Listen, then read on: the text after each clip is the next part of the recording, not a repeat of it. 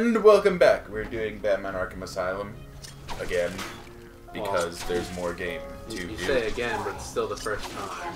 So. Well, first time for this part. You mean we're back. We're back to Batman. Warning, decontamination. Yeah, so we're done the nerdy shit we were talking about last episode. We're gonna be goofy again, I guess. I don't know. Listen, that's just how it's turning out. I guess that's what's happening. I'm gonna keep being nerdy because I'm nerdy, and that's the way I do it. Come on, I'm the guy with the Green Lantern, you know, clock face. Clock face. Or like cock. Cock face? Yeah. Yeah. I mean, so that's weird. Why would you say that? That's weird. So in this part, he's like, gotta go into the poison room, right? Mm-hmm. So I don't know if you guys, like, if anybody else watching this does this, but like, this isn't a simple escape. in movies or TV shows where people like have to hold their breath for a long time, have you ever tried holding your breath like You're gonna as be long fine. as Stay you here. need to, like as long as these guys need to? Not really. I know, like, there was a scene in 24 this one time where it was like he was running through a poison room, and it was like straight up like 3 minutes that he had to hold his breath, and I was like, that's bullshit. No, that's like I think it's like the equivalent of when you're watching like sports movies, and it's like we only have 2 seconds left to make this touchdown. Where they extend the second as long as they could possibly. Yeah, and it's like, but like it's 5 still, minutes. but it's still like. I know some really good. Oh, and I love this. I'm gonna save your ass, and I'm gonna beat it. Well, I mean, such a douche. Well, I mean, he didn't kill him, right? No. You don't. Also, I also jump in there just to show you like it's not an instant death. You can't, yeah. Yeah, it's not an instant death. You can get out of there. So if you fall, don't freak out. You're going to be fine. You know, this game is forgiving at certain points. So. Also, if you press the bumper to throw it, you'll have that little batarang camera like he just did instead of the trigger. Yeah. I really like that. That's kind of cool. Like like how it follows along with it. It's well, first of all, it's the only way that you can when you do the remote batarang. But I love the remote batarang. Yeah, I hate it in this game. The second one gets so much better. Well, just because it does the turnaround thinger. Well, no, I feel like it's easier to control. Oh. Like in this one, I feel like it's very stiff. That's the one thing. That's the one thing. If you guys, what? Are those guards dead now? No. There was a bunch of guards on the ground, weren't there? Oh no, yeah, those guys are dead. That was the question. Yeah. Okay. I think the guys that we saved. Like no, they're obviously still alive. those- No, those guys are dead. Oh, okay. Yeah, those were Way to when save you. him, Batman. No, no. Batman doesn't pretend to save everyone like some superheroes. Kal-El. Ha. What are you waiting for? So close. Yeah. I also love how his guards go, like his guys go in and graffiti everything. Yeah. Yeah, I also like waiting for them to hit me first, just so I can get that counter move as the first To move. start out as a counter. Yeah. Starting out as a counter is pretty alright. I mean, it's a lot more fun when, at least in the second game, when you can drop in on like a circle of enemies that all have weapons. Yeah. And then you just kind of like stand around, just like, do it. There, do it. Yeah, I hear there in Arkham Knight that there's a lot, that he has other types of counters now for people that are actually have guns and everything. There's no escape. My favorite is like when you break the weapon. Like they added I can't remember if it's in this one, but they added, That's a face only a mother could love. They had this button prompt that you like destroy the weapon, so you don't just throw it on the ground so that somebody else can pick it up. When you do that with a rifle, like if you're ballsy enough to jump in the middle, like with people with guns, and you get that that disarm, he just knocks them out, takes the gun, and just like field strips it. Like it's just like on the ground in pieces, like it completely useless. Yeah. Also, this battle, you can't actually beat it up. You kind of have to waste time. Yeah. So just letting you know, You can't fight it. yeah, you can't actually fight it. It's really just you're wasting time. So either way, these are some of the new enemies for this game. It's like the one new thing that they brought through. Because everything else has some backstory, you know, something that you already know if you're into Batman, or that could be interested in if you liked a certain character.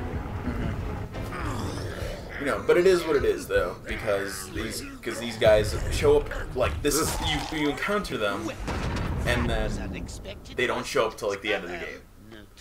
Yeah, That's pretty much what happens. it's like it's like in the last quarter of the game. It really is like it's like at the very end of the game. Well, is where like they show story up. reasons and then whatever. Oh, it's totally for story reasons.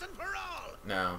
And I also like how there's this whole conversation between the Joker and Batman about, you know, like you could end it right now. Just do it. Oh yeah. And because Batman will never do it. It's the taunt. Yeah, because like, and I think this goes more into just Batman not wanting to kill him, but also realizing he needs the Joker. Yeah. Because I think that's the whole big thing between the two is that they need each other. Well, that was the big problem in the Under the Red Hood movie. Mm-hmm. Like, when the Red Hood came back, or you know, not the real Red Hood, because that was one of Joker's many other names and stuff like that. It was the whole question of like, you couldn't save me. Why can't you just kill him? Because he, you know, he doesn't stop killing people, but you stop people from killing people. Why don't you stop him by just ending? Yeah. No, it's not a problem. it doesn't make sense. Which the whole dive into the not killing thing is like really funny, because when Batman was like first a character, it was fuck it. He had guns, you know, he shot people, and it was all whatever. It's like the same thing with Captain America. Captain America, when he first showed up, he had a gun. Yeah. I mean, to be fair, it was also during World War II. But even when they brought him back, he still had a gun for a little bit. Yeah. Not for long. Well, the other funny part too is like in games like this, like in this one or in the next one, Arkham City, you just kind of leave the broken, beaten thugs on the ground, and especially in Arkham City when it's descriptively a very, very cold night in December or something. Yeah. And it's so, like, it just, whenever you hear a guard or a thug outside complaining about the cold, and then they're broken, beaten, and left in the snow.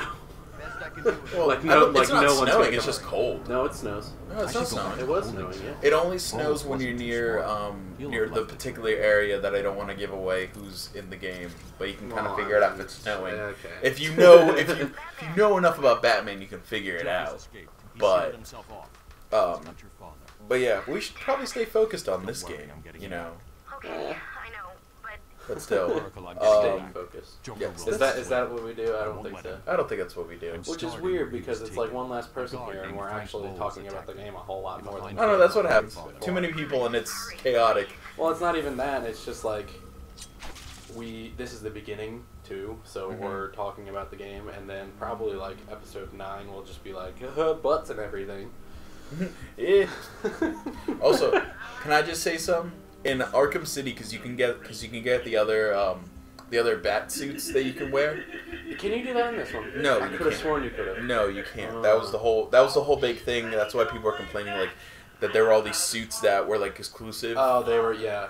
Which, You know. yeah, you can get like the Nightwing and Catwoman, all that other stuff. Yeah, I just remember that I was playing Arkham City, and there was the Batman Beyond one, because that's the only one without a cape. Oh yeah. And my sister walks by.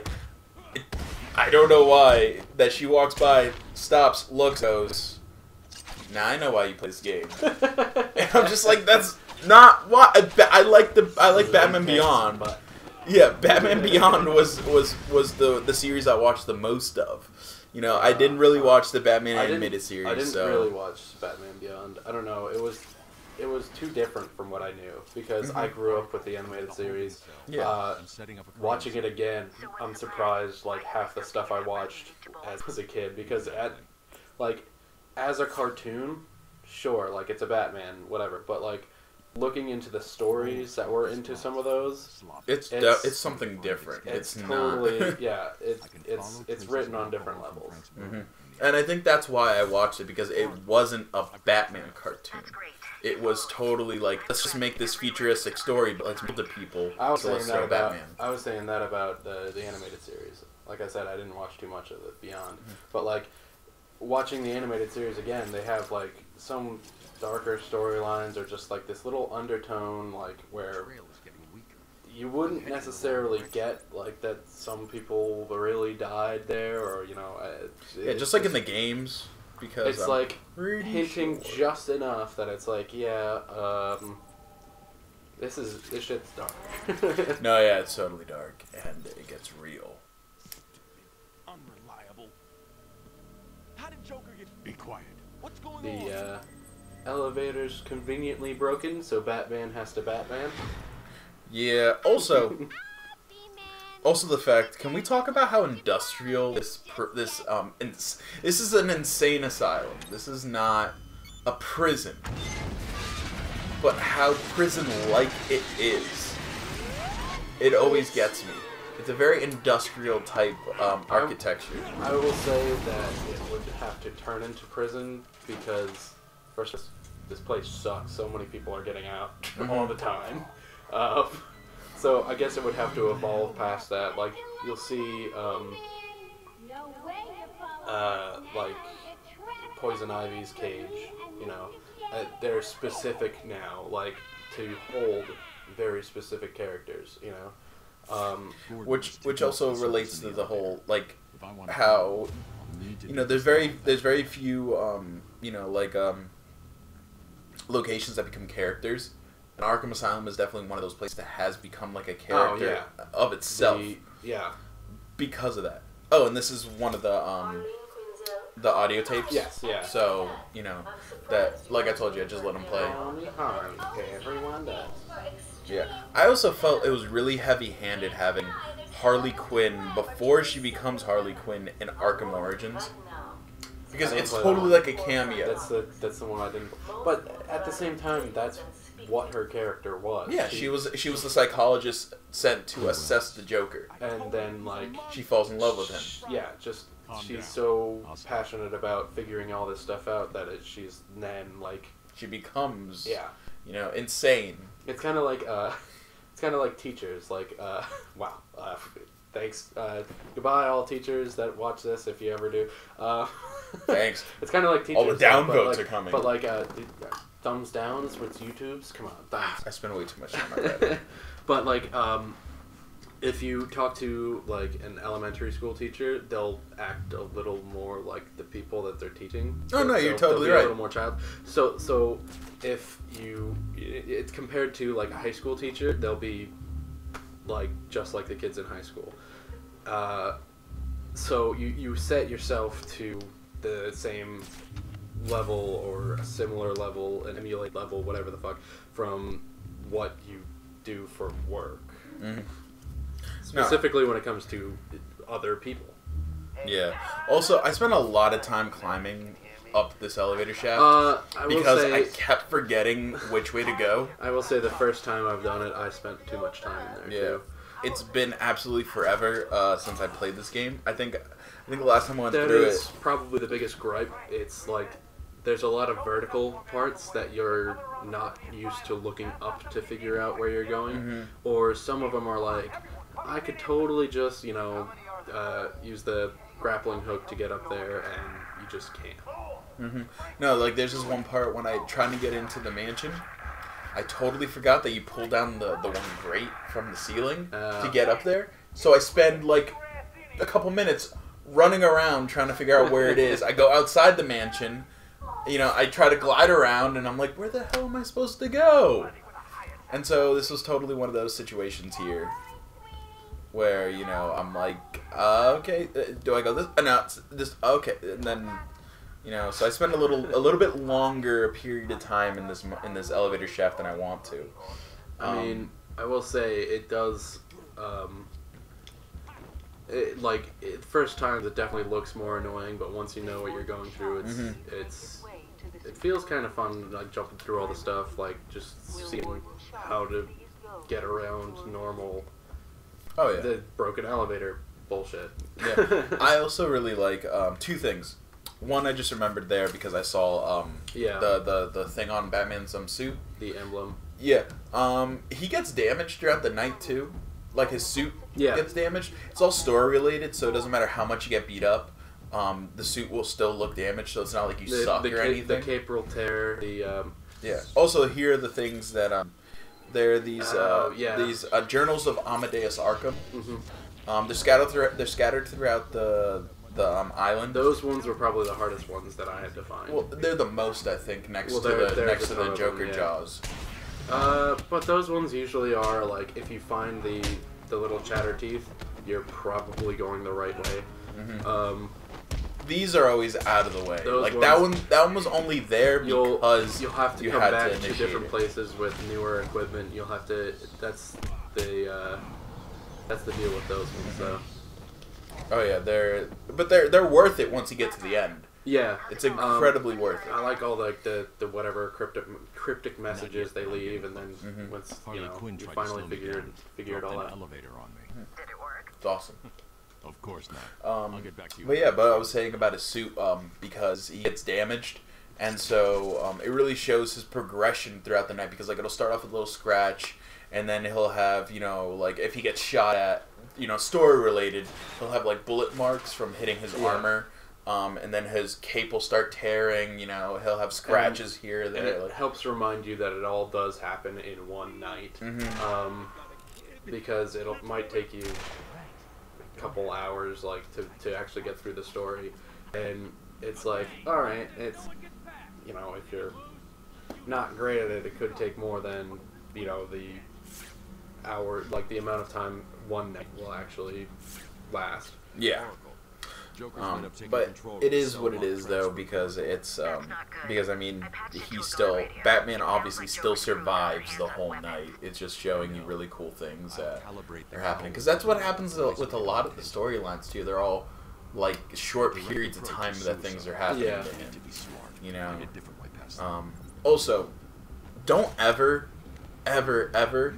face off against armed guards head on, because you will die. Because Batman is very, very vulnerable to bullets, in case, you couldn't figure out with him being just human. At least in the very beginning, and if there's more than one. If there's just the one in, like, these later sections where it's, like, this big, playing against fear and all this other stuff, because once you zoom in on a character with detective mode, you can see their heart rate and conditions and stuff like that. But so you can face off against one armed guard with a gun. If he's got high heart rate, you're like ready to, scare him when he comes out.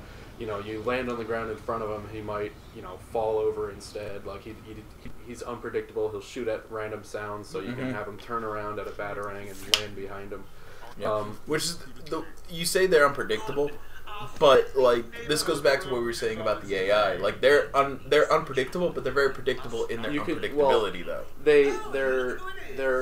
They're acting unpredictable, but since you have the upper hand and oversight of everything, you can see what's actually going on. Yeah, so if you're gonna do one thing, you're more of the outside source than the person like right next to him. But I mean, we have to say bye now, so we'll see. Oh wow! End of episode.